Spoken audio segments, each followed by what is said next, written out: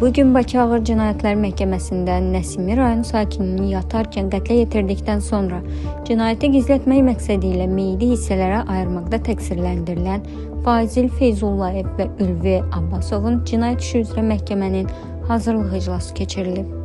E-Hüquqaz xəbər verir ki, hakim Elmin Rüstəmovun sədrliyi ilə keçirilən prosesdə təqsirləndirilən şəxslərin anket məlumatları dəqiqləşdirilib. Daha sonra işin məhkəmə baxışına verilməsi barədə qərar qəbul olunub.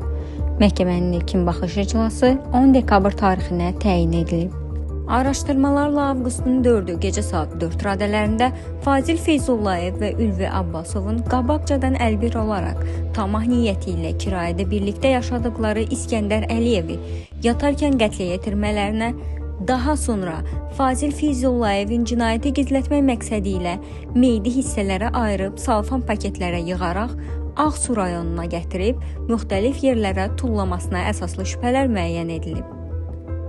Faktla bağlı Nəsimi rayon prokurorluğunda Cinayət Məcəlləsinin 120.2.1 bir qrup şəxs tərəfindən adam öldürmə, 120.2.5 tamah məqsədi ilə adam öldürmə, 120.2.9 təqsirkar şəxs üçün aşkar surətdə köməksiz vəziyyətdə olan adamı öldürmə və 245-ci meyid üzərində təhqir edici hərəkət maddəsi ilə cinayət işi açılıb.